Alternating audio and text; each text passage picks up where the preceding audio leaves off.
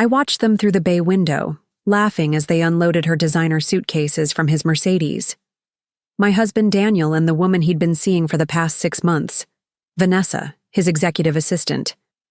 They looked so carefree, so comfortable in my driveway, beside my carefully cultivated hydrangeas, approaching the front door of my house.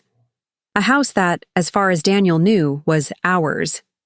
I sipped my tea slowly from the window seat of the coffee shop across the street, the perfect vantage point for this bizarre spectacle.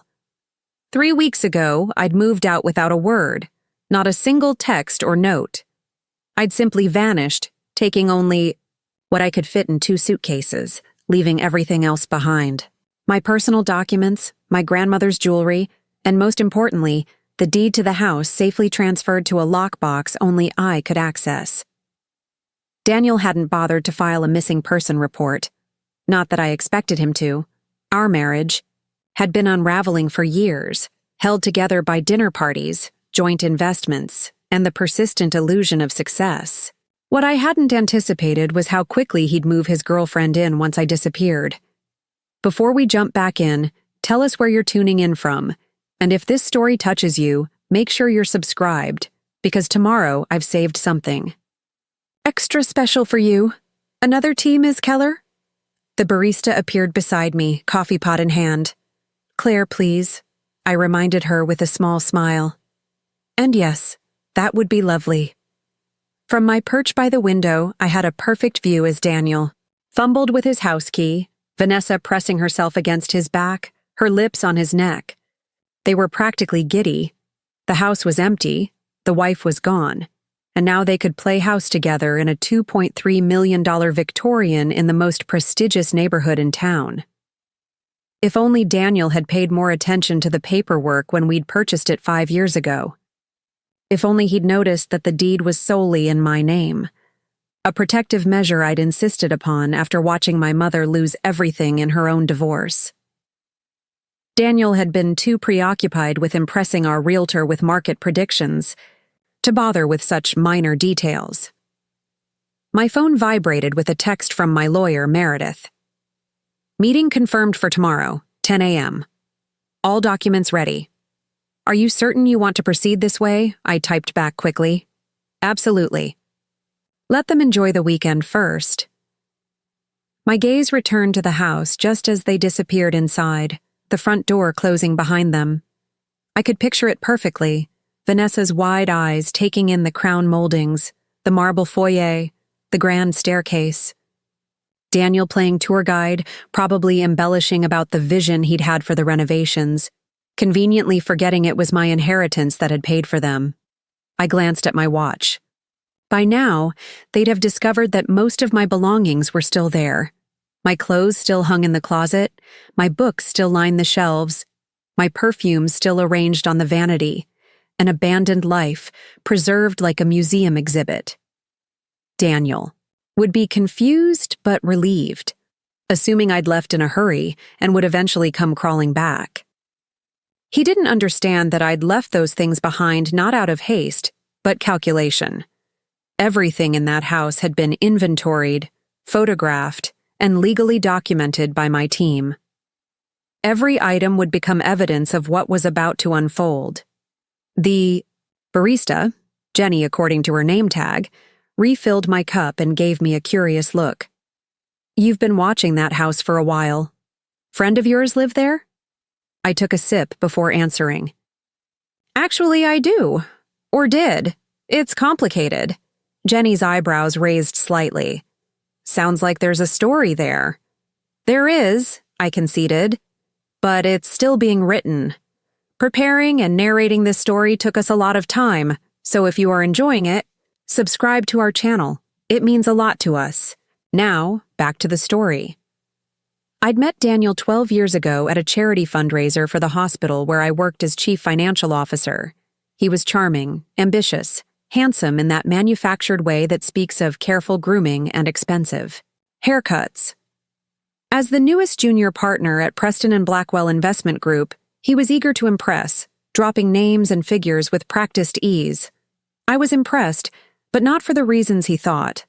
Behind his smooth veneer, I recognized something familiar.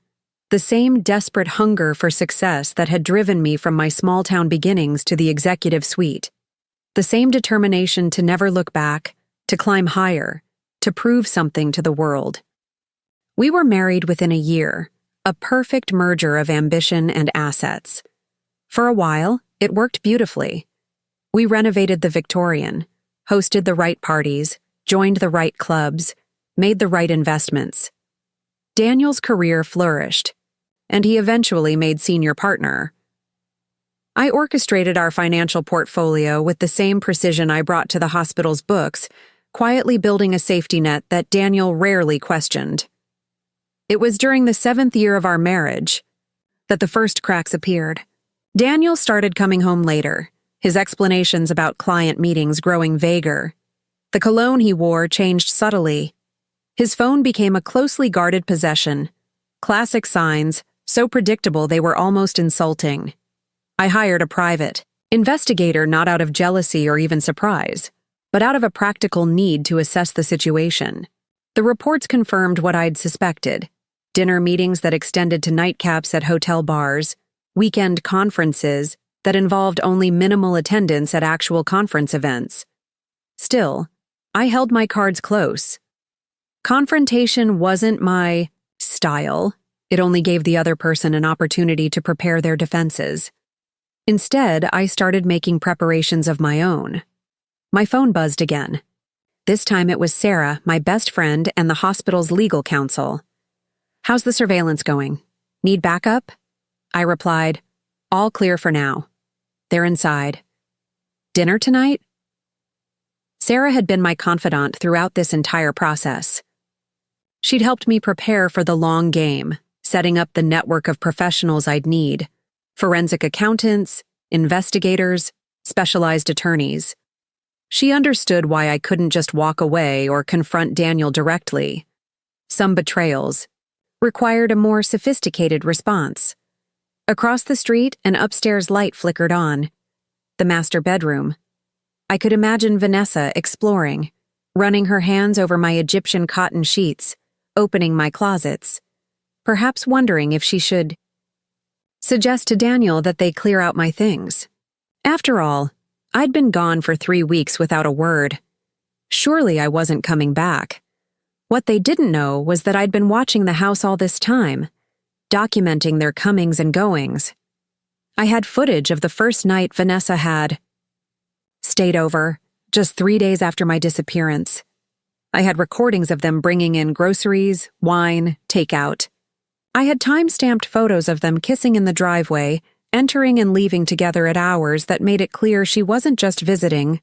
All evidence of abandonment of the marital property, of disrespect for the marriage even before any formal separation.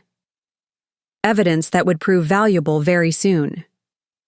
The real twist came 6 months ago, when Daniel was passed over for managing partner. The position went to Eliza Chambers, a brilliant strategist with an impeccable track record. Daniel had been furious, convinced he'd been robbed of what was rightfully his. He began spending recklessly: a new car, custom suits, lavish gifts for himself. And, as I would later discover, for Vanessa.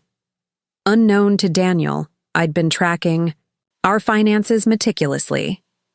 I watched as our joint accounts dwindled while my separate accounts, the ones he didn't know about, remained untouched. I observed as he made increasingly risky investments, trying to prove himself worthy of the position he'd lost. And I said nothing, allowing him to believe I was still the supportive, somewhat naive wife who trusted his financial acumen implicitly. What Daniel failed to realize was that I'd been the financial backbone of our marriage from the beginning. My salary had always been higher, my investments more conservative but ultimately more profitable. The down payment for our house had come from my savings, the renovations from my inheritance when my grandmother passed away. I'd kept these details subtle, knowing how important it was for Daniel to believe he was the primary provider. My phone lit up with another text from Sarah. "Just got off the phone with Marcus. He says Daniel's investment group is underwater, several major clients pulling out after that PR disaster. I knew all about the PR disaster.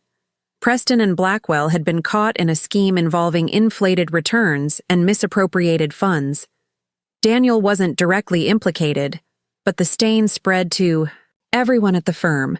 Their stock was plummeting, clients were fleeing, and Daniel's own investments, tied closely to the firm's performance, were in free fall, which explained his increasingly desperate moves. I'd noticed large withdrawals from our joint savings account, money being moved into high-risk ventures.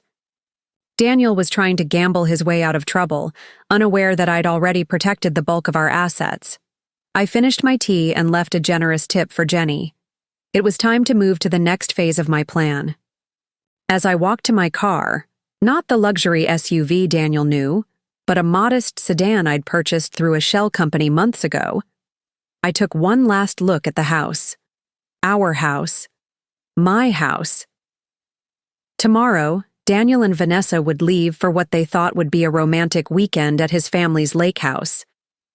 They'd return on Sunday evening to find the locks changed, a security system they couldn't disarm, and legal notices plastered to the door, but that was tomorrow.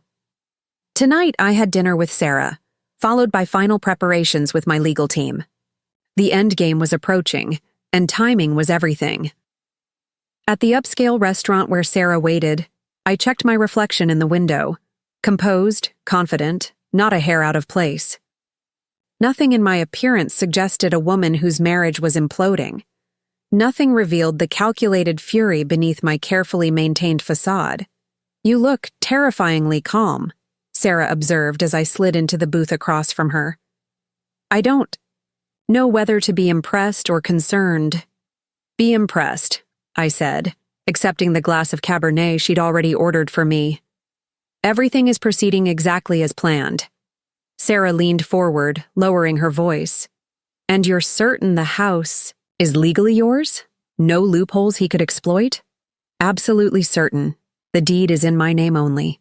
I paid the down payment from my separate account. I handled all the property taxes through my personal accounts. Daniel's name doesn't appear on a single document related to ownership." "And he never questioned this arrangement?" I allowed myself a small smile. Daniel has always been more interested in appearances than details. As long as he could boast about our house at dinner parties, he never bothered to verify whose name was actually on the deed. Sarah shook her head, both amused and appalled. "Men like Daniel never see women like you coming, do they?" "That's what makes this possible," I replied, studying the menu though I already knew what I would order. "He underestimated me from the beginning, first as an asset, then as an opponent." The conversation paused as our server approached. We ordered, maintaining the appearance of two friends enjoying a casual dinner. Once we were alone again, Sarah pulled out her tablet, switching to business mode. "I've reviewed all the documentation from the forensic accountants," she said. "Daniel has been systematically moving money from your joint accounts into private ones for the past 8 months. Some of it was used for gifts for Vanessa, jewelry, weekend getaways, that sort of thing. But the bulk appears to be an attempt to shield assets in anticipation of a potential divorce." I nodded, unsurprised. "Which plays perfectly into our hands. Hiding marital assets is frowned upon by divorce courts." "There's more," Sarah continued, her expression grim. "He's been lying about the firm's stability. Preston and Blackwell is under federal investigation. Rumors of indictments coming within weeks. Daniel's position is particularly vulnerable." This was new information, but it didn't change my strategy. If anything, it accelerated my timeline. Daniel would be even more desperate now, more likely to make mistakes. "Do you think he moved Vanessa in so quickly because he's about to lose everything?" Sarah asked. "Setting up a backup plan?" I considered this, taking a measured sip of wine. Possibly. Or perhaps he truly believes I'll never come back. Either way, it demonstrates his character, or lack thereof. Our food arrived and we ate, with the efficiency of two professionals accustomed to working lunches and strategic dinners. Between bites, we finalized details for the coming week. The locksmith scheduled for tomorrow afternoon, the security team on standby, the formal notices. Prepared by Meredith. "What about your personal items still in the house?" Sarah asked, signaling for the check. "Aren't you worried about what might happen to them?" "Everything of true value, financially or sentimentally, is already secured," I assured her. "What remains is either replaceable or strategically left behind. Besides, we have detailed inventory and photographic evidence of everything in that house. If a single item goes missing, it becomes another point in our favor." Sarah studied me with a mixture of admiration and concern. "You've thought of everything, haven't you?" "I've had years to prepare," I replied simply. Later that night, in my temporary apartment, a sleek, minimalist space in a secure building downtown, I reviewed the final preparations for tomorrow. The locksmith was confirmed for 2 p.m. when surveillance confirmed Daniel and Vanessa would be well on their way to the lake house. The security team would arrive at 2:30 to install the new system and remain on site until Sunday evening. Meredith would deliver the legal notices at 3 p.m., ensuring everything was properly documented. I opened my laptop and checked the tracking app I'd installed on Daniel's phone months ago, another piece of insurance I'd never expected to need. The dot showed him at our house, my house, presumably settling in for the night with Vanessa. Tomorrow morning, they'd pack for their weekend getaway, blissfully unaware of what awaited them upon their return. As I prepared for bed, I felt no sadness, no regret, not even anger anymore. Those emotions had burned away months ago, leaving only cool determination in their place. Daniel had made his choices. Now it was time for him to face the consequences. My phone buzzed with a final text from Meredith. "Everything in place for tomorrow. Last chance to reconsider approach. More conventional options still available." I typed my response without hesitation. "Proceed as planned. They deserve the weekend of false security before reality hits." Setting my phone aside, I slipped between cool sheets and closed my eyes. Tomorrow would mark the beginning of the end for Daniel's comfortable illusions. By this time next week, he would understand exactly who he had betrayed, not the compliant, supportive wife he thought he knew, but a woman who had anticipated his every move and prepared accordingly, a woman who owned the very ground beneath his feet and was about to reclaim it. Morning arrived with a clarity that matched my state of mind.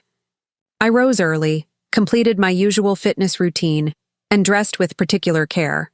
A sleek charcoal suit that projected authority, pearls that had been my grandmother's, subtle makeup that enhanced rather than concealed. Today wasn't about confrontation. Daniel and Vanessa would be long gone before any of my team arrived at the house. Today was about preparation, about setting the stage for Sunday's revelation. My phone buzzed with a text from my surveillance contact. "Subjects loading car now. Estimated departure within 30 minutes. Perfect timing." I gathered my essentials and headed out, not to the house but to Meredith's office for our final briefing. As I drove, I allowed myself to picture Daniel and Vanessa's faces when they returned from their romantic weekend to find themselves locked out of my home. Legal notices demanding their immediate and permanent departure. The thought brought a small, satisfied smile to my face as I merged onto the highway, heading toward the next chapter of my carefully orchestrated plan. Meredith's office occupied the 15th floor of a gleaming downtown high-rise, all steel, glass, and intimidating professionalism. The reception area of Harper, Chen & Associates featured sleek furnishings, strategic lighting, and not a single family photo or personal touch. This wasn't a place that specialized in amicable divorces or friendly separations. This was where you came when you needed legal warfare conducted with surgical precision.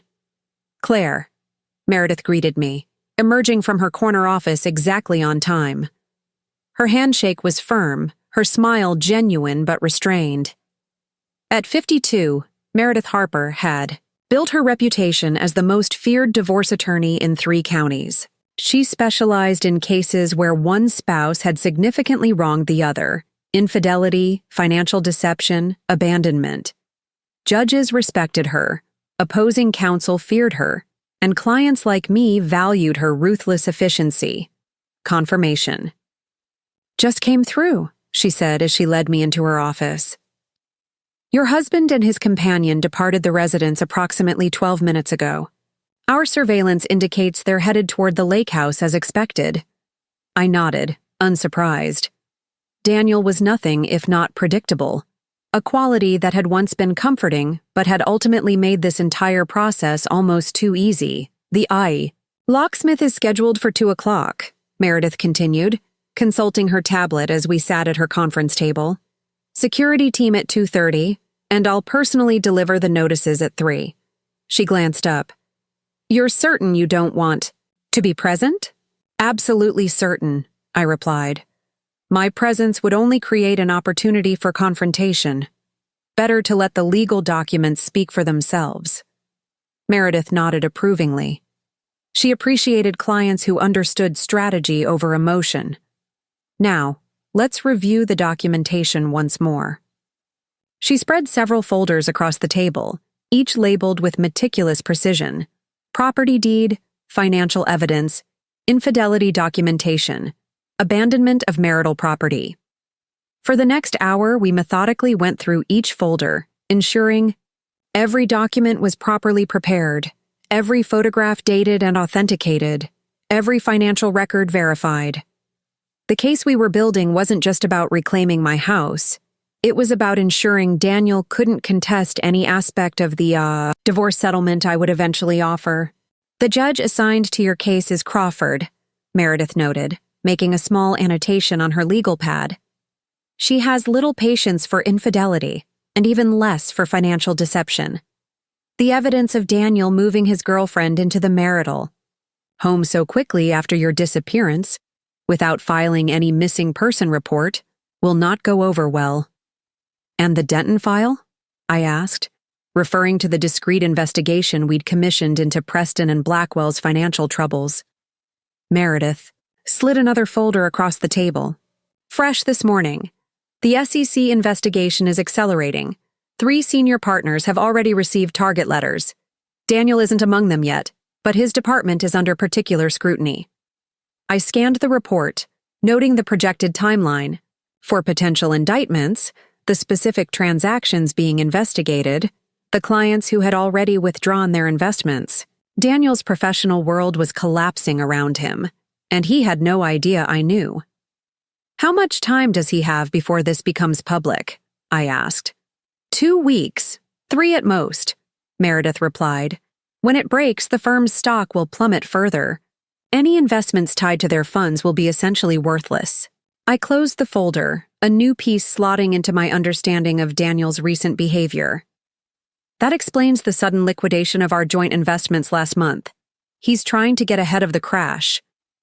Moving assets before a divorce filing is problematic enough," Meredith said. "Moving them while aware of pending federal securities charges is considerably worse. Our forensic accountant has tracked 3 separate transfers to offshore accounts in the past 6 weeks. Can we prove Daniel knew about the investigation before making those transfers?" Meredith's smile was small but satisfied. "His personal email to Vanessa from February 12th. I quote, 'The SEC is sniffing around Fletcher's division. Need to move quickly before this blows up.'" I raised an eyebrow. "You have access to his personal emails?" "Let's just say Vanessa's cloud. Storage security is significantly less robust than it should be for someone with access to potentially sensitive financial information," Meredith replied with professional detachment. "Also, she really should know better than to use her work computer for personal communications." By noon, we had finalized all preparations. The locksmith and security team were confirmed, the legal notices prepared and notarized, and a detailed inventory of all items in the house updated one final time. "What happens when they return on Sunday and find themselves locked out?" I asked, though I already knew the answer. "They'll call you, obviously," Meredith replied. "When that fails, they'll likely call a locksmith themselves, at which point they'll discover the new security system and the legal notices. The notices clearly state that any attempt to enter the property without your express permission will constitute trespassing. Given that the deed is solely in your name and Daniel has been documented moving another woman into the property, his legal standing is extremely shaky. He'll be furious, I noted without particular concern. Undoubtedly.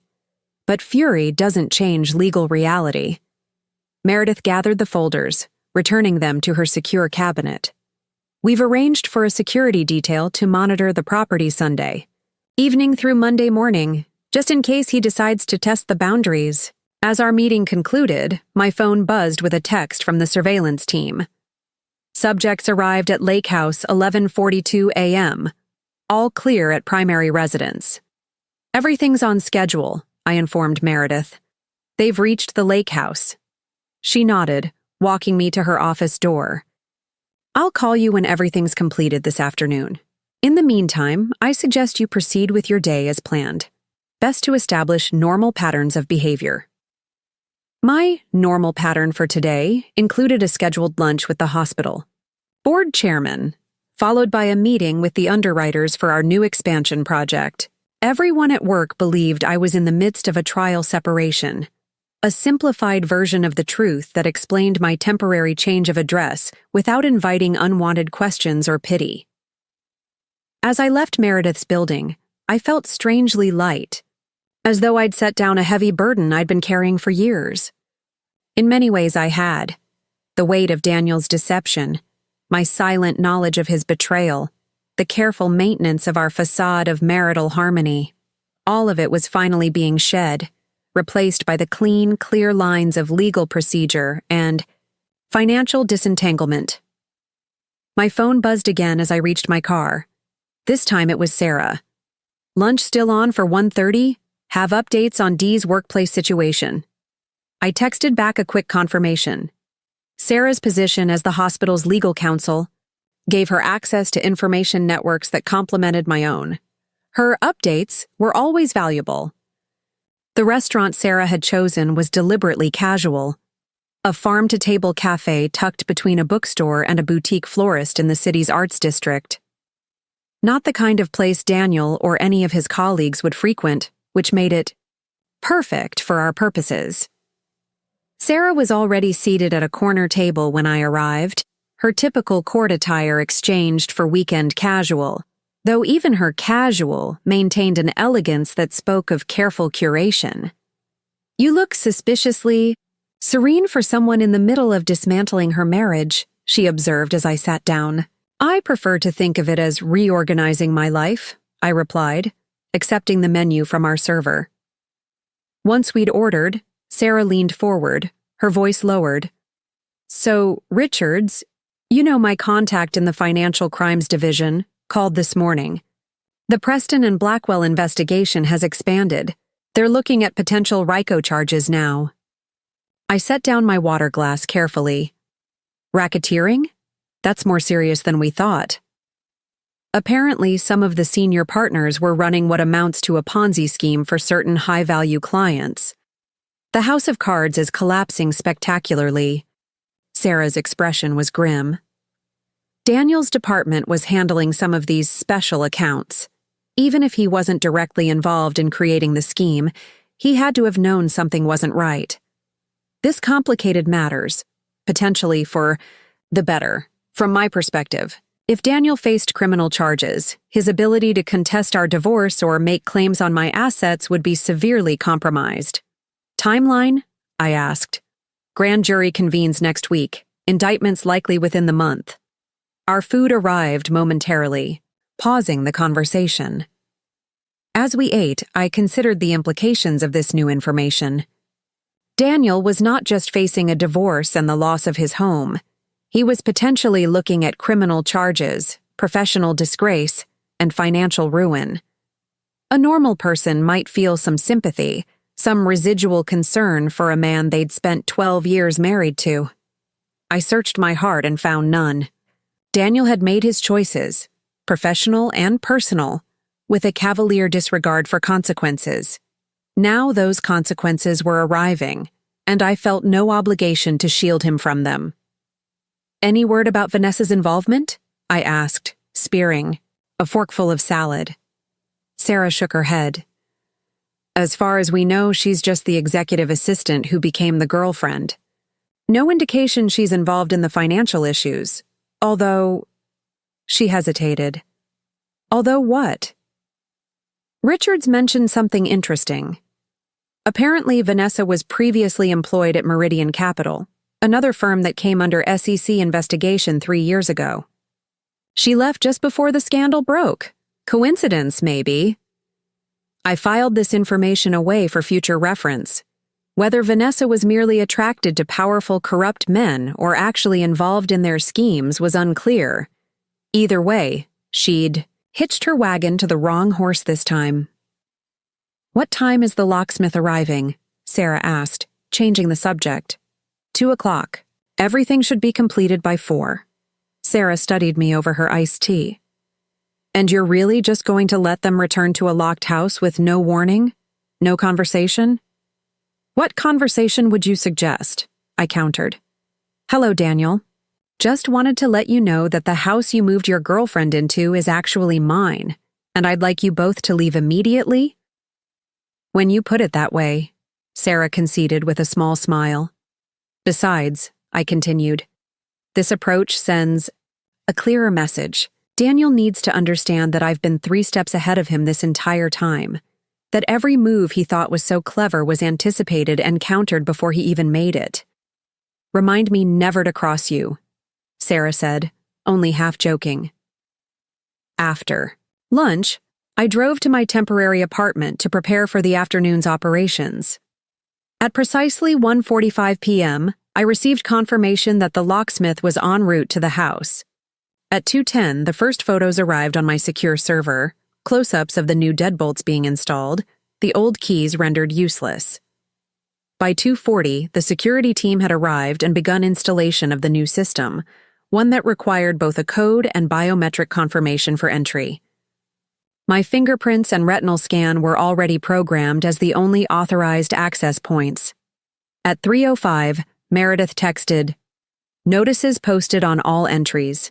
Copies sent electronically to Dee's email and delivered physically to his office. Security confirms.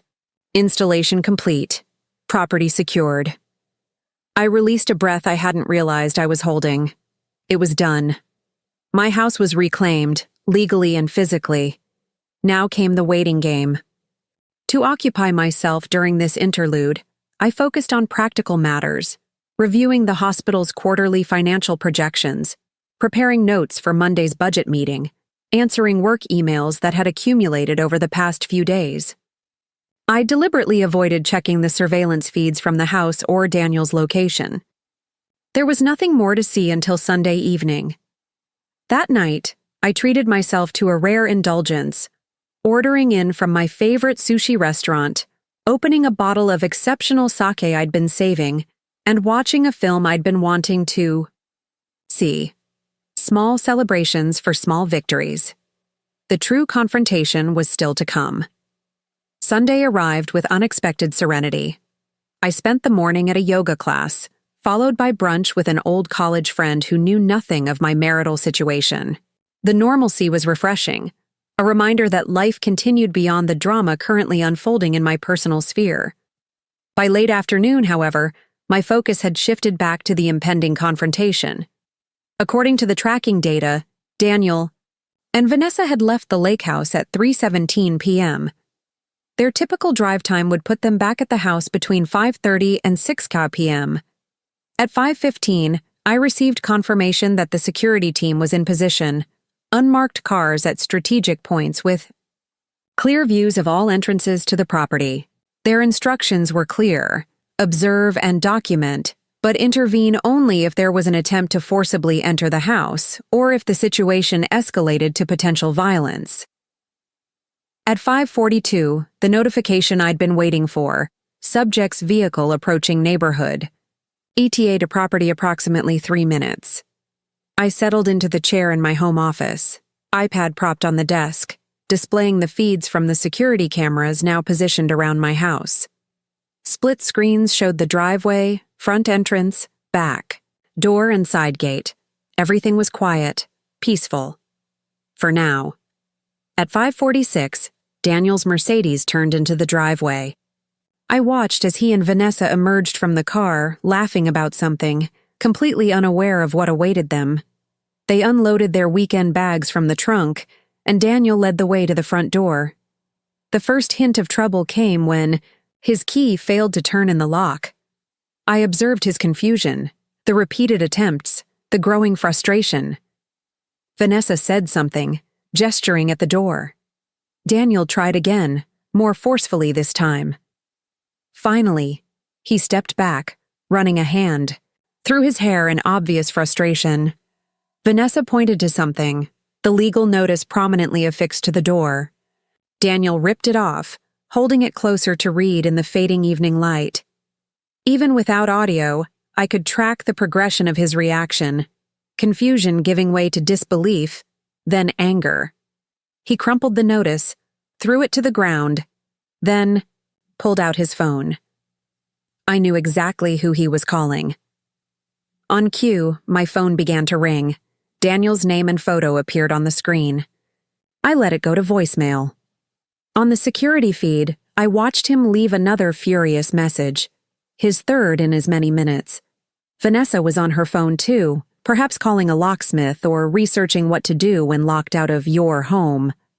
The expected text arrived moments later.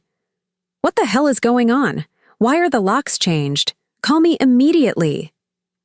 I didn't respond. There was nothing to say that the legal notices hadn't already communicated. Daniel's next move was predictable. He stormed around to the back door, Vanessa trailing behind, only to find it similarly secured with a matching legal notice. His body language conveyed his escalating rage, the tight shoulders, the clenched fists, the aggressive stance. When he returned to the front yard, he was already on his phone again, likely calling a locksmith. I knew exactly how that conversation would go. The security system we'd installed was registered with all local locksmith services. Any legitimate business would refuse the job once they ran the address through their system and saw the legal hold. Sure enough, Daniel's expression confirmed my prediction. Whoever he was speaking to had clearly declined his request. He ended the call with visible anger, then immediately dialed again. Same result, judging by his reaction. Vanessa appeared to be growing uncomfortable, hugging herself as the evening air cooled.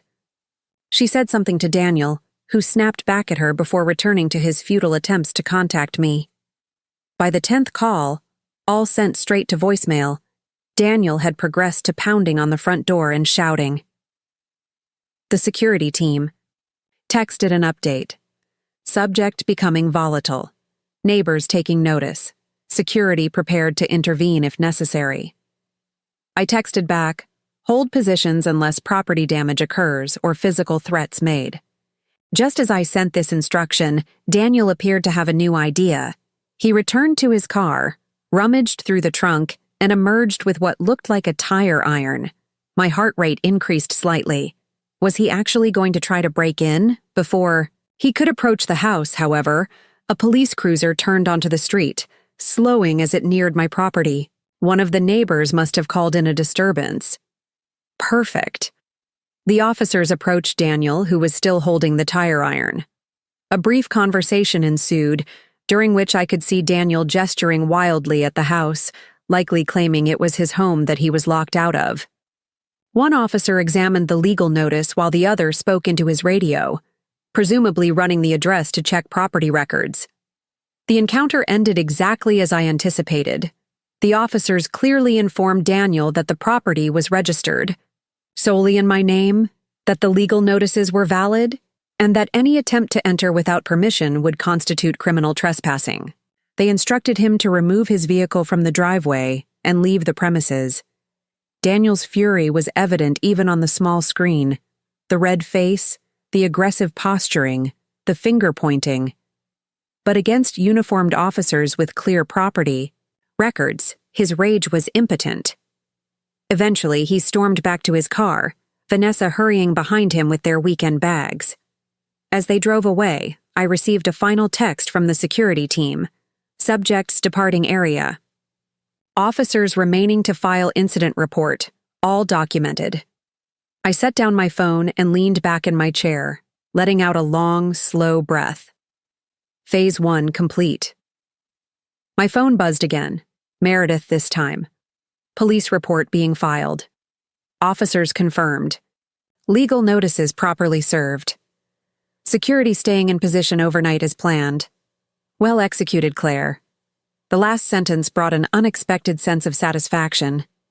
Yes, it had been well executed. From the meticulous documentation of Daniel's infidelity to the strategic timing of my disappearance, from the careful monitoring of his financial maneuvers to today's reclamation of my property. Every step calculated, every reaction anticipated. I knew what came next. Daniel would regroup, consult attorneys, and attempt to mount a counteroffensive. He would discover that his options were severely limited by the property deed, the evidence of infidelity, the documented financial deceptions, and now the police report regarding his attempt to enter my house with a potential weapon. But that was tomorrow's battle. Tonight, I would sleep peacefully, knowing that Daniel and Vanessa were scrambling to find accommodations, their romantic weekend shattered, their sense of security demolished. My phone buzzed one more time. A text from Daniel, his final attempt, of the evening. You won't get away with this. You have no idea what you're up against. This is my house, too. I smiled faintly at his predictable bluster. How little he knew.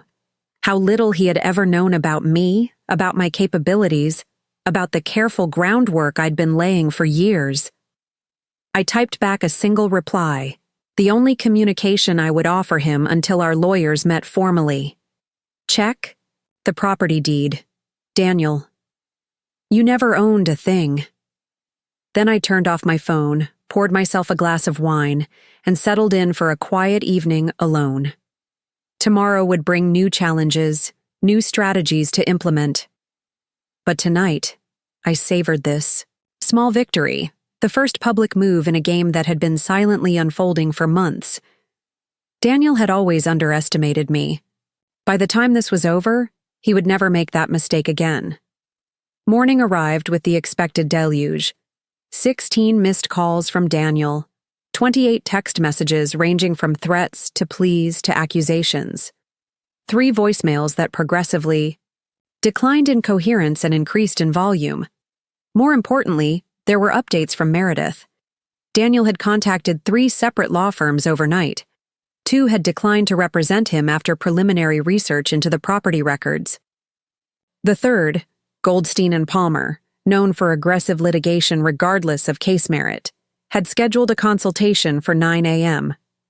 I forwarded this information to Sarah, who responded immediately. G&P has conflicts with 4 hospital board members.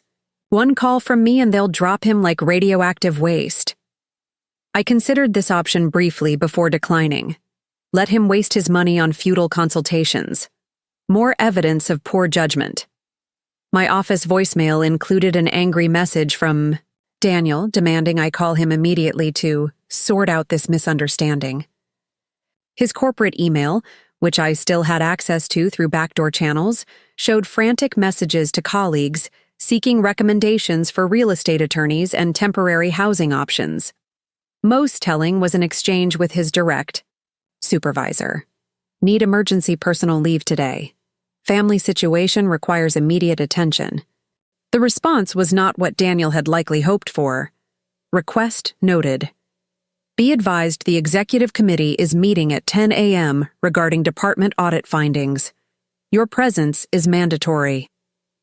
Daniel's world was collapsing on multiple fronts simultaneously, exactly as I had planned. By the end of today, he would be facing not just the loss of his home and marriage, but potentially his career and freedom as well. I dressed with particular care for my own day, selecting a power suit that projected confidence and control. Today I would attend the hospital board meeting where our new expansion project would be finalized, a professional triumph that would secure my position for years to come. As I applied my makeup, I allowed myself a small, satisfied smile. Daniel. had always defined our success as a couple through his achievements, his career advances, his social connections. He had never fully appreciated that my quiet competence, my strategic planning, my financial acumen were the true foundation of everything we had built. Now he would learn that lesson the hard way, as everything he thought was his crumbled beneath. Him and everything that was truly mine remained rock solid. My phone buzzed with a text from Meredith. Court filing prepared. Ready to proceed on your command. When would you like to serve him? I considered the timeline carefully before responding. Wait until after the Preston and Blackwell announcement. Maximum impact. Meredith's reply was immediate and appreciative. Strategically. Sound. Will prepare accordingly. I slipped my phone into my purse and headed out, ready to face the day, ready to move forward with the next phase of my carefully orchestrated plan. Daniel thought yesterday's locked door was the battle. He had no idea it was merely the opening move in a much larger war, one he had already lost before it even began. The hospital board meeting proceeded exactly as I'd anticipated, unanimous. Approval for the expansion project I'd spent 18 months developing. As chief financial officer, I'd crafted a financing structure that protected the hospital's assets while maximizing growth potential. The chairman's congratulatory handshake and the admiring nods from my fellow executives provided a moment of professional satisfaction that contrasted sharply with the personal chaos I was methodically navigating. Outstanding work, Claire, Dr. Abernathy, the board chairman, said as we exited the conference room. The precision of your financial projections continues to impress us all. Thank you, I replied with a modest smile. It's simply a matter of anticipating variables and planning accordingly. If only he knew how broadly that philosophy extended beyond my professional life. Back in my office, I found 3 more missed calls from Daniel and a text from Meredith.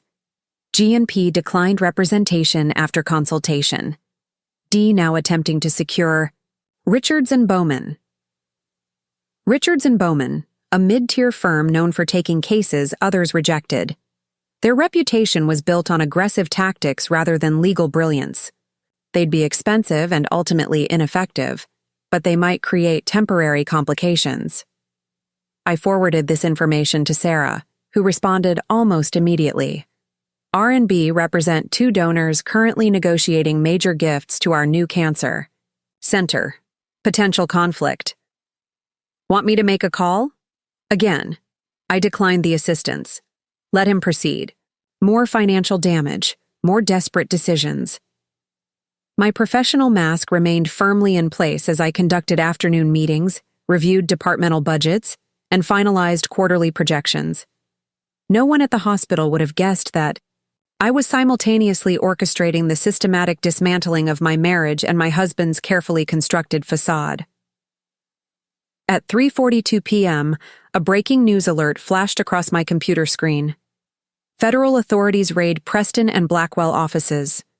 Attached was aerial footage of dark-suited FBI agents entering the gleaming downtown headquarters where Daniel had built his career. My phone buzzed immediately with a text from Sarah. Happening now. 6 senior partners taken in for questioning. Richard says indictments coming tomorrow. D's department specifically mentioned in warrants. I allowed myself exactly 5 seconds to process this development before responding. Time to accelerate our timeline. Contact Meredith. Events were unfolding, faster than even I had projected. The federal investigation had moved from quiet inquiry to public action, and Daniel was now caught in a perfect storm. Personal betrayal exposed, professional misconduct under investigation, legal options dwindling, and financial resources under scrutiny. I sent a brief message to Meredith. Move forward with divorce filing tomorrow morning. Maximum media coverage. Her response was equally concise. Documents prepared. 9 a.m. filing for maximum news cycle impact. Coordination with financial. Press arranged. The timing couldn't have been more perfect. Daniel would be dealing with the fallout from the federal raid while simultaneously being served with divorce papers outlining his infidelity, financial misconduct, and false claims to property ownership. All while scrambling for new accommodations and legal representation. As the workday ended, I maintained my usual routine, reviewing final emails, organizing my desk for tomorrow, exchanging pleasantries with colleagues as I departed. No one would see anything unusual in my demeanor or schedule. Maintaining normal patterns was crucial to controlling the narrative that would inevitably emerge once news of my divorce filing became public. In my car, I checked the tracking app one final time. Daniel's location showed him still at Preston, and Blackwell's offices, presumably being questioned by federal agents or desperately trying to salvage client relationships. Either way, he was occupying exactly the position I needed him in, distracted, defensive, and diminished. Instead of returning to my temporary apartment, I directed my car toward a different destination, the house. My house. For the first time, since implementing my plan, I would return to reclaim the space that had been temporarily invaded by Daniel and his girlfriend. The security team had been notified of my arrival, and they verified my identity as I approached. The new locks responded to my key, the new security system to my biometric data. Stepping across the threshold felt like reclaiming territory, not just physical space, but the psychological ground that Daniel had attempted to colonize with his betrayal. Inside, the house looked much as I had left it 3 weeks ago, with subtle differences that spoke volumes about the brief occupation. Vanessa's designer coat hung in the entryway closet. A different brand of coffee sat on the kitchen counter. 2 wine glasses remained in the sink from their pre-weekend departure. I moved methodically through the rooms, noting each intrusion, each alteration. In the master bedroom, Vanessa's clothes hung alongside mine in the closet, her designer dresses nudging against my tailored suits as if they belonged there. Her cosmetics cluttered the bathroom vanity I had always kept meticulously organized. Most telling was the nightstand on what had been Daniel's side of the bed. A woman's novel, a pair of reading glasses that weren't mine, a different brand of hand cream than I used. Vanessa hadn't just visited. She had begun establishing permanence, claiming space, settling in. The guest bedroom had been converted to a makeshift office for Daniel. His laptop docking station, dual monitors, and stacks of financial reports arranged with the precision he always insisted on for his workspace. A bottle of his preferred scotch sat half empty on the antique side table that had been my grandmother's. I took photographs of everything, additional evidence for the divorce proceedings should it become necessary. Then I began the process of reclamation. Vanessa's clothes were removed from the closet, folded neatly, and placed in the designer luggage she had left in the corner of the room. Her toiletries were gathered from the bathroom, wrapped in tissue paper, and added to the suitcases. Every trace of her presence was methodically erased, not with anger, but with the same clinical efficiency I brought to hospital budget reviews. Daniel's personal items received similar treatment. Business clothes segregated from casual wear, shoes paired and placed in their original boxes, cufflinks and watches secured in their cases. His files were organized chronologically, electronic equipment disconnected and packed properly. Even his scotch was recorked and added to the collection. By the time I finished, 8 perfectly packed suitcases and storage containers lined the foyer, everything Daniel and Vanessa had brought into my house, ready for their removal. Nothing damaged, nothing destroyed, nothing missing. I had erased their presence without diminishing any possessions they could claim as their own. The final touch was a printed notice placed atop the luggage. Personal items ready for retrieval. Contact Harper, Chen, and Associates to arrange supervised collection. Any attempt to enter property without prior arrangement will be considered trespassing and prosecuted accordingly. As I completed this task, my phone buzzed with another news alert. Preston and Blackwell trading suspended. SEC cites irregular activities in managed accounts. Accompanying the headline was a stock photo of the firm's executive team from last year's annual report. Daniel stood at the edge of the group, smiling confidently in his bespoke suit, unaware that the image would now be used to illustrate his firm's downfall. I forwarded the alert to Meredith with a simple question. Impact. On timeline?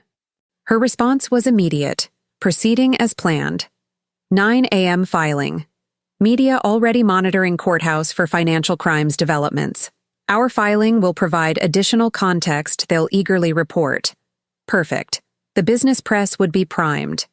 To connect Daniel's professional misconduct with his personal failures, the narrative would write itself. Senior investment executive under federal investigation, also accused of marital infidelity and attempted property theft. His credibility would be destroyed on all fronts simultaneously. I spent that night in my reclaimed home, sleeping in freshly made beds with new linens I'd brought with me. The security team remained stationed outside, ensuring no unexpected visits disturbed my first night back in my own space. Morning arrived with a flurry of activity. At 8:45 a.m., Meredith texted, "En route to courthouse. Filing prepared with expedited. Processing request. At 9:12 a.m., filing complete. Court has assigned case number. Initial hearing date request submitted for earliest available slot." At 9:37 a.m., process server en route to Preston and Blackwell offices with divorce papers. Media alerted to significant development in ongoing financial investigation. I monitored these developments from my hospital office, maintaining my normal Monday schedule of department head meetings and financial reviews. To all outward appearances, I was simply the efficient, focused CFO everyone had come to rely on. No one would connect me to the breaking news story until I chose to reveal that connection. At 11:23 a.m., the text I'd been waiting for arrived from Meredith. Papers served. D received documents in front of colleagues and federal investigators. Maximum impact achieved. I could picture the scene perfectly. Daniel being handed legal documents while already under scrutiny from federal authorities, his professional mask, cracking as he realized the papers outlined not just divorce proceedings, but detailed allegations of infidelity, financial misconduct, and false property claims. His colleagues watching his composure shatter, the federal investigators noting his emotional response for future reference. By noon, the story had broken across multiple financial news outlets. Preston and Blackwell executive served with divorce. Papers amid federal raid. One particularly thorough reporter had already connected the dots. Court records show investment director's wife owns property he claimed as marital asset. Daniel's professional and personal collapse was now public knowledge, his humiliation complete and documented, just as I had planned. My phone began ringing incessantly, calls from Daniel, from unknown numbers, likely reporters, from mutual acquaintances curious about the breaking story. I declined them all, maintaining my focus on hospital business, as if nothing unusual was occurring. Sarah appeared in my office doorway just after my last scheduled meeting, closing the door behind her. "It's everywhere," she said without preamble. "Every financial news outlet, local stations, even some national coverage because of the SEC angle. Daniel's face is all over the business channels." I nodded, unsurprised. "Has he attempted to contact you?" 3 calls in the past hour, Sarah confirmed. I didn't answer. Hospital counsel has no comment on the personal matters of employees' spouses. And the board? Abernathy called an emergency executive session for 3 p.m. They'll want reassurance that this won't impact hospital operations or the expansion project. I glanced at my watch. I'll prepare a statement addressing potential concerns. Sarah studied me with a mixture of admiration and concern. "You're remarkably calm for someone whose divorce has just become breaking news. This is merely the implementation phase of a plan that's been in development for months," I replied. "Everything is proceeding as anticipated." The hospital board meeting was brief and focused. I presented a concise overview of my personal situation, emphasizing that my financial holdings were entirely separate from Daniel's, that the house and all major assets were solely in my name, and that the divorce proceedings would not impact my professional responsibilities or the hospital's financial projects. The timing of these revelations is unfortunate but ultimately beneficial, I concluded. With everything now in the open, there will be no lingering questions or concerns that might distract from our work going forward. Dr. Abernathy voiced the board's unanimous support, noting that my characteristic foresight in keeping my financial affairs separate from Daniel's demonstrated the same prudence I brought to managing the hospital's resources. By the time I left the hospital that evening, 3 significant developments had occurred. First, Preston and Blackwell had announced the immediate suspension of 6 executives, including Daniel. Second, the SEC had filed formal charges against the firm for securities fraud, market manipulation, and fiduciary negligence. And third, Daniel had been photographed by news crews leaving the firm's offices with a cardboard box of personal items, the universal symbol of unceremonious termination. As I drove home, my phone rang with a call from a number I didn't recognize. Against my better judgment, I answered through the car's Bluetooth system. Claire. Vanessa's voice, unexpectedly steady despite the circumstances. We need to talk. I believe my attorney has provided instructions for retrieving your personal items, I replied, maintaining the same professional tone I would use with a difficult vendor. This isn't about clothes or toiletries, she said, an edge creeping into her voice. This is about Daniel, about what you're doing to him. I allowed a moment of silence before responding. What I'm doing to him? Interesting perspective. He's being destroyed professionally because of your timing, Vanessa continued. You could have filed for divorce any time. You deliberately coordinated with the SEC investigation to maximize damage. An intriguing theory, I conceded, slowing for a red light, though it presumes I have influence over federal regulatory agencies. Don't play innocent, Vanessa snapped. I've worked in financial firms long enough to recognize a coordinated attack. You've been planning this for months.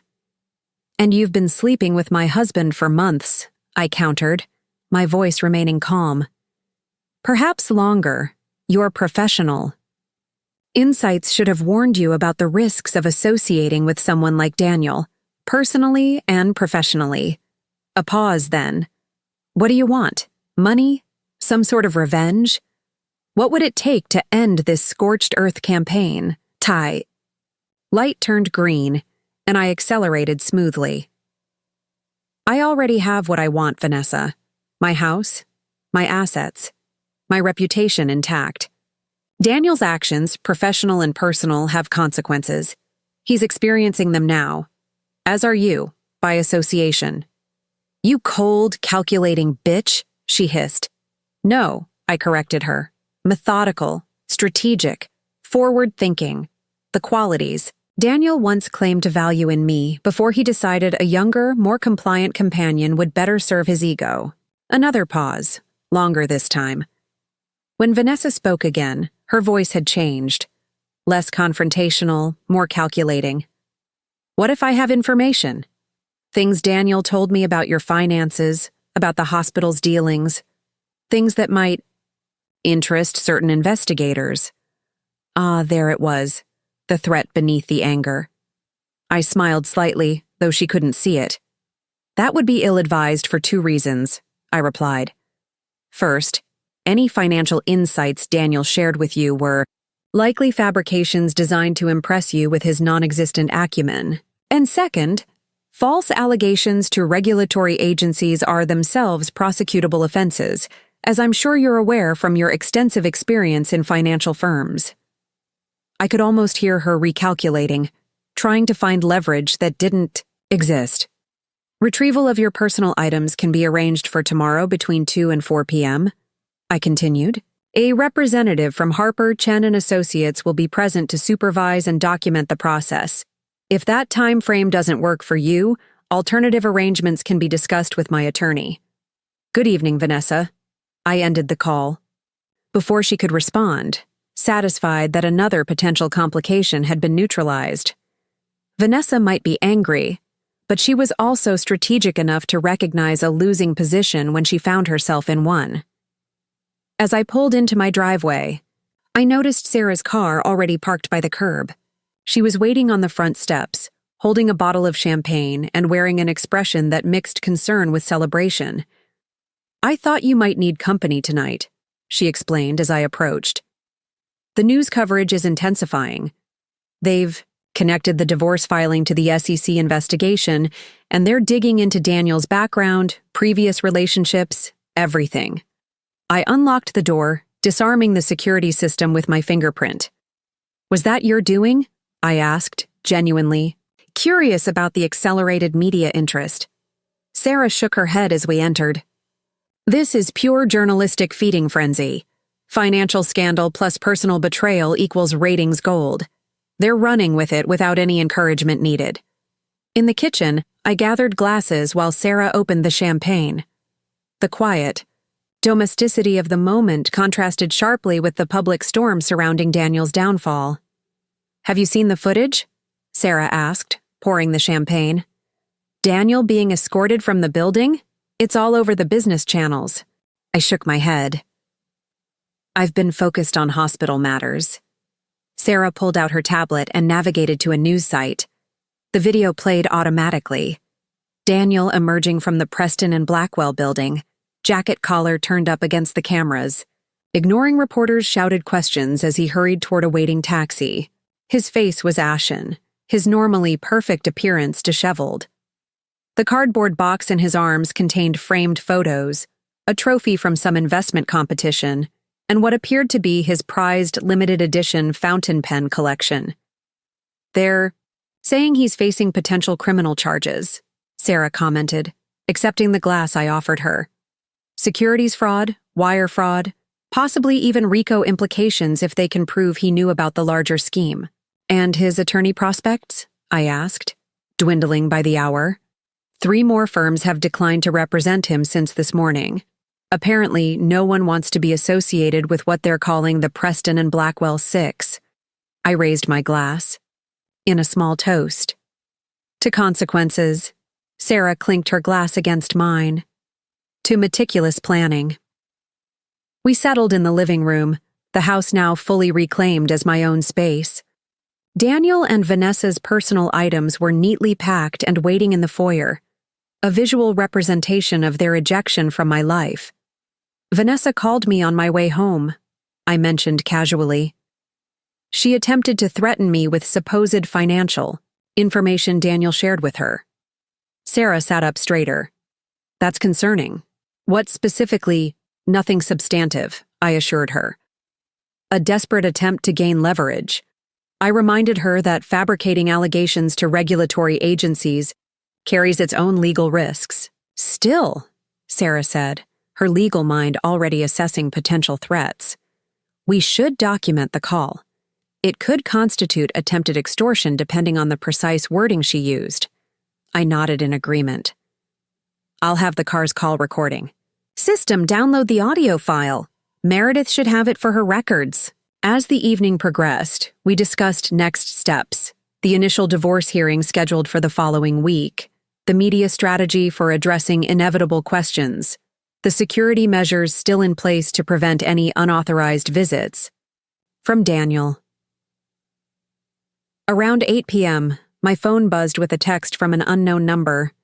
"This isn't over. You have no idea what's coming." DI showed the message to Sarah, who immediately took a screenshot. "Documented threat. I'll forward it to Meredith and the security team." "He's desperate," I observed. "His professional reputation destroyed, his personal life exposed, his financial resources dwindling. Desperation leads to mistakes." "Which is exactly what we anticipated," Sarah nodded. "Each reckless action or threat simply strengthens your position." By the time Sarah left, we had refined the strategy for the coming days, maintaining my professional composure at the hospital, documenting any contact attempts from Daniel or Vanessa, proceeding methodically with the divorce filing while the Preston and Blackwell investigation unfolded in parallel. Alone in my reclaimed house, I conducted one final walkthrough before retiring for the night. Every room now restored to my preferred order, every intrusion removed, every space reclaimed. The physical manifestation of the larger reclamation taking place in my life. As I prepared for bed, my phone buzzed with a final update from Meredith. Court date confirmed for next Monday. Judge Crawford assigned as anticipated. Dee has secured representation from Westmoreland Group, final firm willing to take his case. Limited resources, questionable strategy. I responded with a simple acknowledgement, then set my phone aside. Everything continued to unfold according to plan. Daniel scrambling to secure subpar legal representation, the divorce proceedings advancing on our preferred timeline, the media connecting all the unsavory elements of his professional and personal conduct. Tomorrow would bring new developments, new challenges to navigate. But tonight, I would sleep peacefully in my own bed, in my own home, secure in the knowledge that Daniel's belated education about property deeds, financial independence, and the consequences of betrayal was proceeding exactly as designed. Morning arrived with new developments, some expected, some surprising in their timing, but not their substance. The first notification came from the security team. Dee attempted property access at 6:17 a.m., appeared intoxicated, verbal confrontation with security personnel, departed when police were mentioned, full report and video forthcoming. The second was a news alert. Preston and Blackwell managing director charged in federal probe, 6 others named as co-conspirators. Daniel's name appeared fourth on the list of those charged. The third was from Meredith. Emergency motion filed by Dee's new counsel requesting immediate access to marital property and assets. Hearing scheduled for 2 p.m. today. Your presence requested but not required. Sarah called as I was reviewing these updates. Have you seen the morning news? They're calling it the biggest financial fraud case since Madoff. Daniel's facing up to 30 years if convicted on all counts. I've seen it, I confirmed, already mentally adjusting my schedule to accommodate the unexpected court hearing. More pressing is his attorney's emergency motion this afternoon. Standard desperate tactic, Sarah assessed.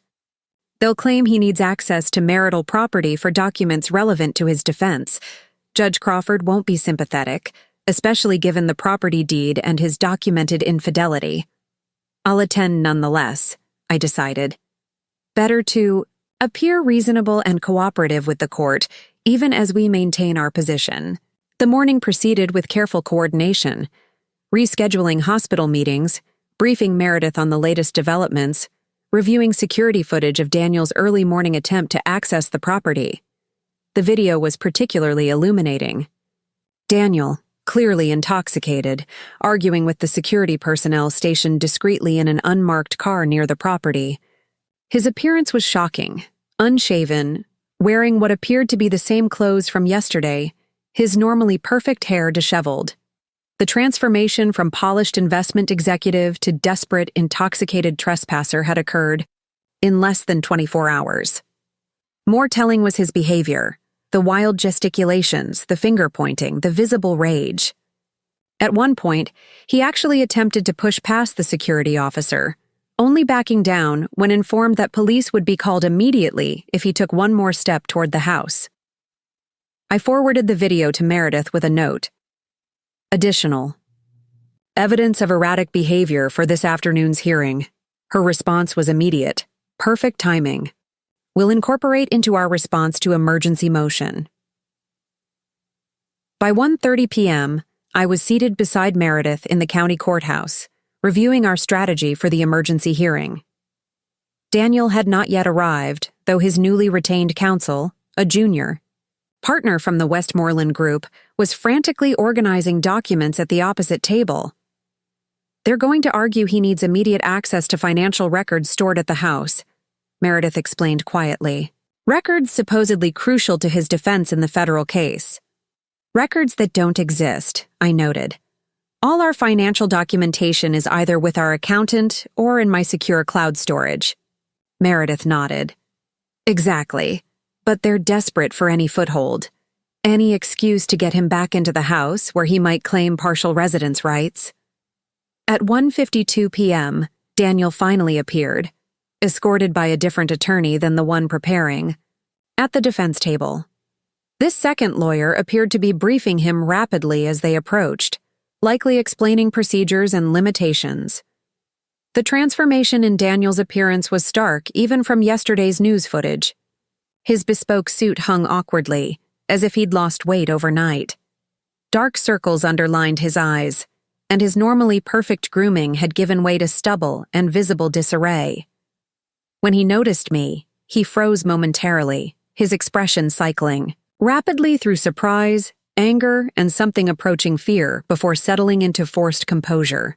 The younger attorney guided him to their table, whispering urgently as Daniel continued staring in my direction. I maintained a neutral expression, meeting his gaze briefly before returning my attention to the documents Meredith was reviewing. The message was clear. I was composed, prepared, and completely unmoved by his presence. Judge Crawford entered precisely at 2 p.m., and the bailiff called the court to order. The proceedings began with Daniel's counsel presenting their emergency motion, arguing that critical financial documents needed for his federal defense were located in the marital home, and that my sudden and unexplained reclaiming of the property constituted an attempt to withhold evidence relevant to his case. Meredith listened patiently, making occasional notes, but otherwise displaying complete confidence in our position. When it was her turn to respond, she approached the bench. With measured steps, Your Honor, we're prepared to address each claim individually. But first, let me clarify several fundamental misrepresentations in opposing counsel's motion. She proceeded to systematically dismantle their arguments, presenting the property deed showing my sole ownership, documentation of Daniel's infidelity, including his moving another woman into my house, evidence that all relevant financial records were either with our accountant or in secure digital storage accessible to both parties, and finally, the security footage from that morning showing Daniel's intoxicated attempt to access the property. Far from withholding evidence, Meredith concluded, my client has simply secured her legal property from unauthorized access after documented intrusion. Mr. Keller's professional difficulties are entirely separate from this divorce proceeding, though his attempts to conflate them suggest a concerning pattern of misrepresentation. Judge Crawford, known for her no-nonsense approach, addressed Daniel's attorneys directly. Counselors, is there any evidence that documents exclusively related to Mr. Keller's federal case, not marital finances, not personal records, but specifically his defense against federal charges, are physically located in this property and nowhere else? The junior attorney glanced nervously at his senior colleague before responding. Your Honor, Mr. Keller believes certain documents and electronic records are stored there that would be beneficial to his defense. That wasn't my question, Judge, Crawford noted dryly. I asked for evidence that crucial defense materials exist exclusively in that location. We don't have specific inventory, Your Honor, but— Motion denied, Judge Crawford interrupted. The property is clearly in Ms. Keller's name only. Mr. Keller's unauthorized use of it to house his paramour, followed by his documented intoxicated attempt to access it this morning, demonstrates precisely why supervised access is appropriate. She turned to Meredith. Ms. Harper, your client has already arranged for the organized retrieval of Mr. Keller's personal belongings, correct? Yes, Your Honor. All personal items have been carefully packed and are available for supervised retrieval at scheduled times. Then that arrangement shall continue, Judge Crawford ruled. Mr. Keller may schedule supervised access to retrieve his belongings, but he may not reside in or freely access the property. Furthermore, this court will not entertain additional emergency motions without substantive new evidence. With a final bang of her gavel, the hearing concluded, a complete victory for our position. Daniel sat stunned at the defense table while his attorneys whispered urgently, likely explaining the implications of the ruling and attempting to develop an alternative strategy. As Meredith and I gathered our materials to leave, Daniel suddenly stood and approached our table, ignoring his attorney's attempts to restrain him. "Claire," he said, his voice pitched low but intense. "We need to talk. This has gone far enough. You've made your point." Meredith immediately stepped between us. "Mr. Keller, all communication should be through counsel. I suggest you return to your attorneys." "This is between me and my wife," Daniel insisted, attempting to move around Meredith. "Ex-wife," I corrected him calmly, meeting his gaze directly. "And Meredith is right. We have nothing to discuss outside of legal proceedings." Something in Daniel's expression shifted, the facade of control cracking to reveal the desperation beneath. "You don't understand what you're doing," he hissed. "The damage you're causing. To me, to my career, to my life." "I understand exactly what I'm doing," I replied, maintaining the same calm tone. "Just as you understood exactly what you were doing when you moved your girlfriend into my house. When you depleted our joint accounts. When you lied about your firm's activities." His face flushed with anger. "You self-righteous—" "Mr. Keller," Judge Crawford's voice cut through the tension. She was still at the bench, observing the exchange. "I strongly advise you to step away and allow Ms. Keller and her counsel to depart. Any further attempts at unauthorized communication will be noted in the court record." Daniel's attorneys finally managed to pull him back, whispering urgently, as they guided him toward the exit. The defeated slump of his shoulders contrasted sharply with his attempted intimidation moments earlier, a visual representation of his rapidly diminishing power. As Meredith and I left the courthouse through a side entrance to avoid potential media, she remarked, "His behavior today only strengthens our case. Approaching you like that, attempting intimidation in front of the judge, it's the kind of impulsive action that destroys credibility." "It's also predictable," I noted. Daniel has always reacted poorly to losing control. The more pressure applied, the more erratic his behavior becomes. "Which is exactly why your strategy has been so effective," Meredith acknowledged. "Each loss compounds the next, increasing his desperation, leading to further missteps." Back in my car, I checked my phone to find multiple updates waiting. The federal charges against Preston and Blackwell had expanded to include potential criminal conspiracy.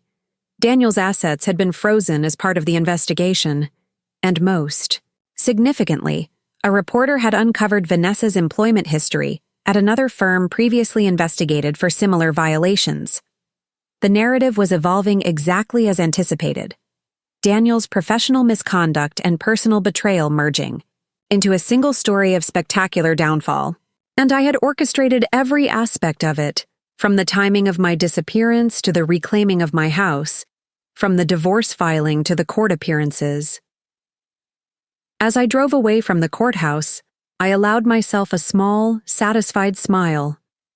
Daniel had always underestimated me, my intelligence, my foresight, my capacity for strategic patience. Now he was learning the true cost of that miscalculation, one devastating revelation at a time. The next 2 weeks unfolded with the precision of a meticulously choreographed performance. Each day brought new developments in Daniel's professional and personal collapse, while I maintained my carefully crafted equilibrium. By Thursday morning, 7 days after the initial court hearing, the Preston and Blackwell scandal had expanded beyond anyone's initial projections. 3 senior partners had accepted plea deals in exchange for testimony against the others. The SEC had frozen all executive assets pending further investigation, and Daniel's name appeared prominently in every article about the firm's fraudulent activities. "They're calling it a classic Ponzi scheme with a modern twist," Sarah explained during our weekly lunch. "Using client funds to cover trading losses, falsifying returns, creating shell accounts to hide the money flow. The federal prosecutor is comparing it to Madoff's operation, just on a smaller scale." I sipped my sparkling water, absorbing this information with practiced composure. And Daniel's specific involvement? According to the latest filings, he personally managed several of the fraudulent accounts. They have documentation showing he knew about the discrepancies for at least 18 months, coincidentally, around the time he began his affair with Vanessa. That timing wasn't coincidental, of course. Financial pressure and personal betrayal often moved in tandem, each feeding the other in a downward spiral of increasingly poor decisions. Speaking of Vanessa, Sarah continued, lowering her voice though we were seated in a private corner of the restaurant. Did you see this morning's business section? They've connected her to 3 different firms that faced regulatory action. Always as an executive assistant to a director later charged with financial improprieties, always departing just before investigations became public. I hadn't seen the article, but the pattern aligned with my own research into Vanessa's employment history. They're suggesting she was somehow involved in the schemes? Sarah shrugged. Nothing that direct yet, but they're certainly implying she has a habit of forming relationships with executives engaged in questionable practices. Whether she's an accomplice or simply has terrible judgment in men remains unclear. The distinction wouldn't matter much for Vanessa's future employment prospects. Association with multiple financial scandals effectively ended careers in the investment world, regardless of personal culpability. My phone buzzed with a text from Meredith. Dee's attorney requesting settlement. Conference. Apparently, federal counsel advised resolving divorce quickly to focus on criminal defense. This development was earlier than anticipated, but not unwelcome. Daniel's legal resources were stretched thin between the criminal charges and divorce proceedings. Settling the latter would allow him to concentrate on the former, a practical decision his attorneys had likely been pushing for days. I responded simply, "What terms are they proposing?" Meredith's reply came moments later.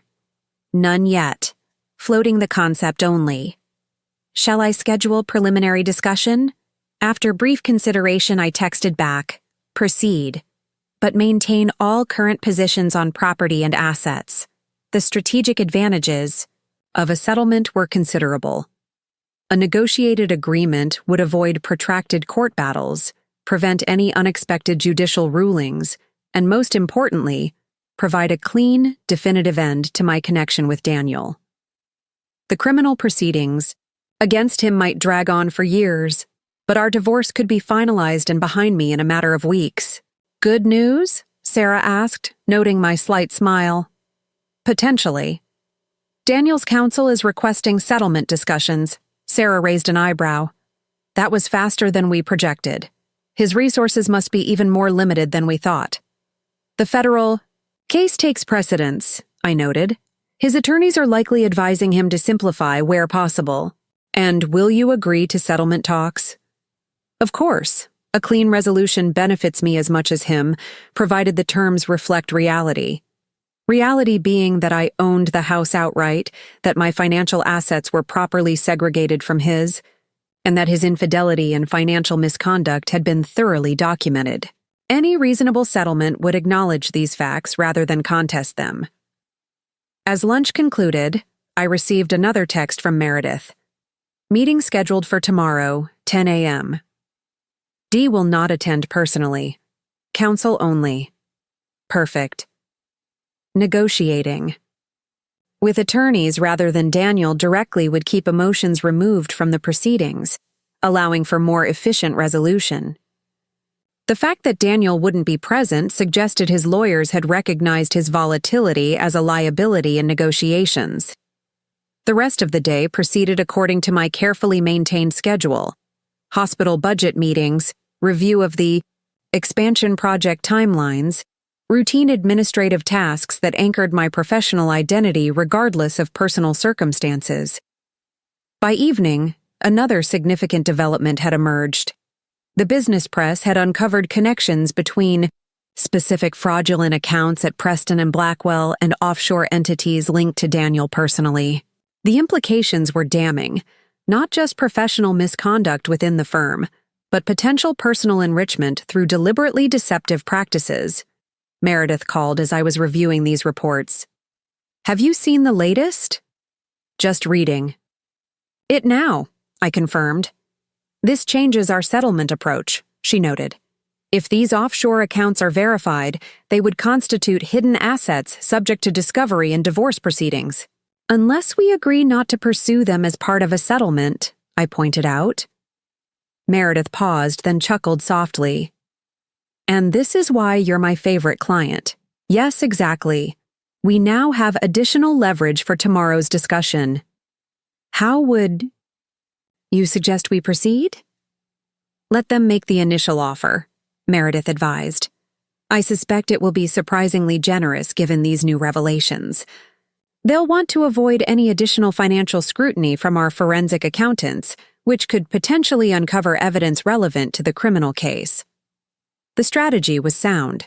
By allowing Daniel's counsel to establish initial terms, we would gain insight into what they were most concerned about protecting or concealing. That information itself had value beyond any specific dollar amount they might propose. The settlement conference the following morning validated this approach entirely. Daniel's attorneys, now expanded to include a specialist in white-collar criminal defense, proposed terms that were indeed surprisingly favorable.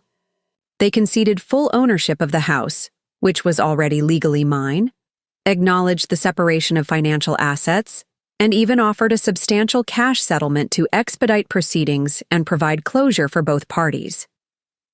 This last element was particularly telling. Daniel had no legal obligation to provide additional funds beyond returning any marital assets he might have appropriated. A voluntary cash settlement suggested strongly that his legal team feared what further financial investigation might uncover. Meredith received their proposal with professional neutrality, promising to review the terms with me and respond within 48 hours. As soon as we were alone in her office, however, her poker face gave way to a satisfied smile.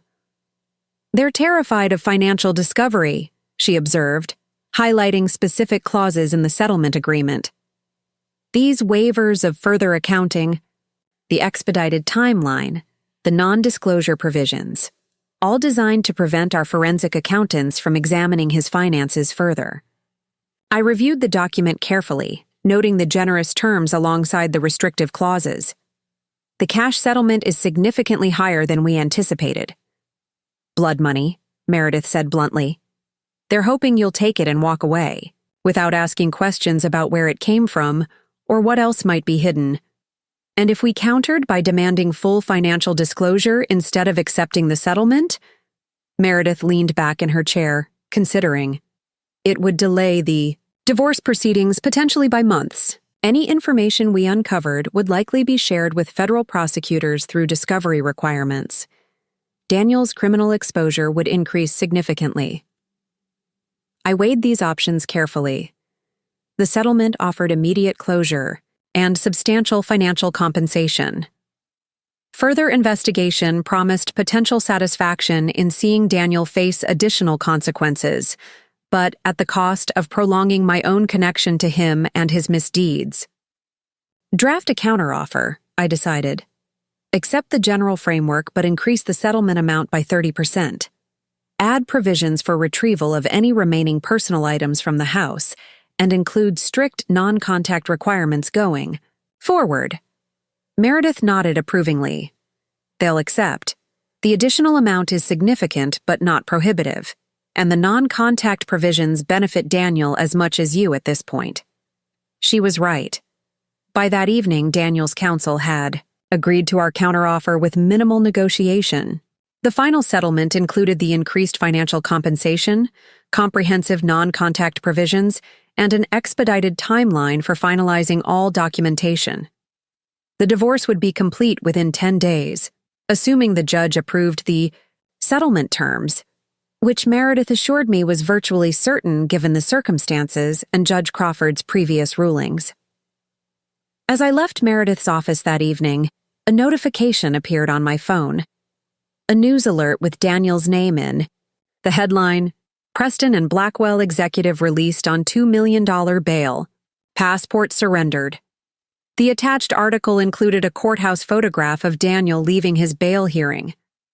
The transformation was shocking even to me. In just 2 weeks, he had aged a decade.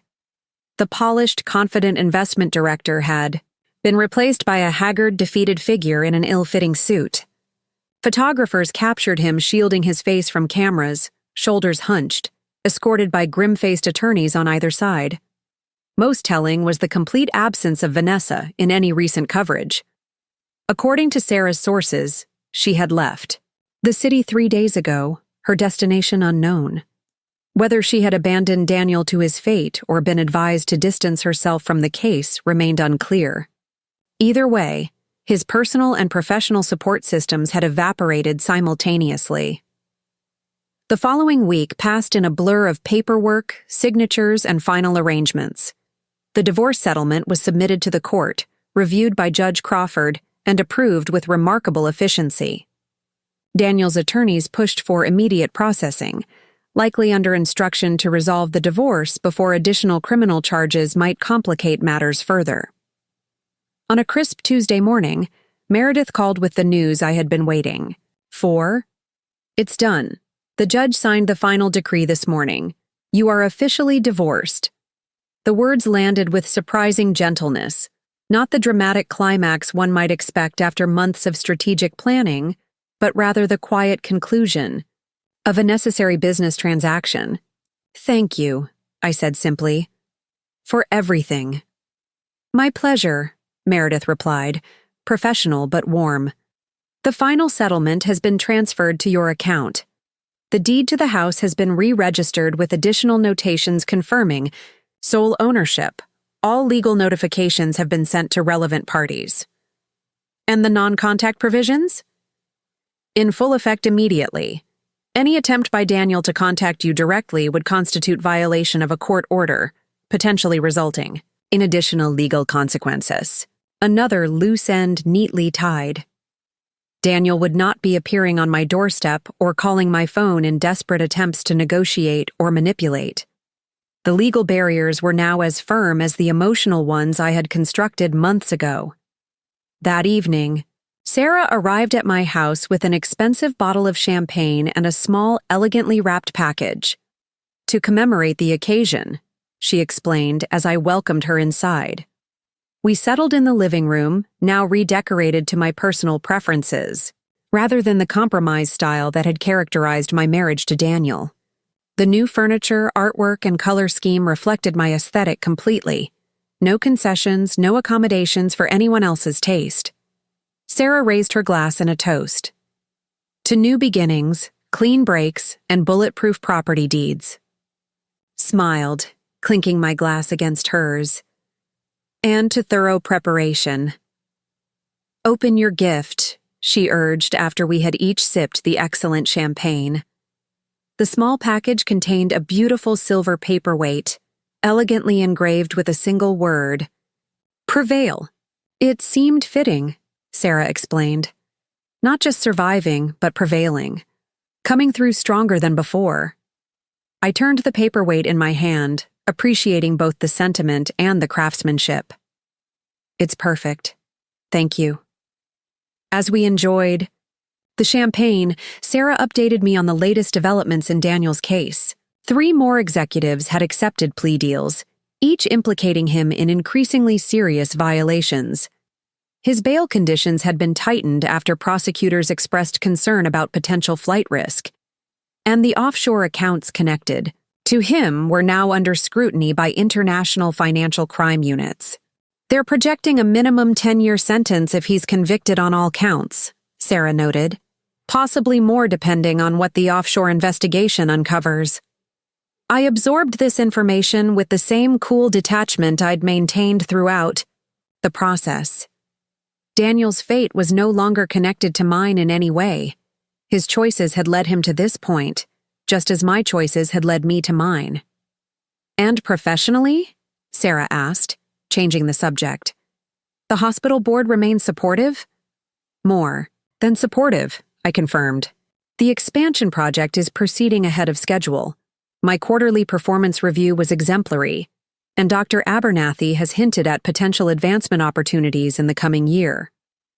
My professional success continued uninterrupted, perhaps even enhanced by the contrast between my composed handling of personal challenges and Daniel's spectacular implosion.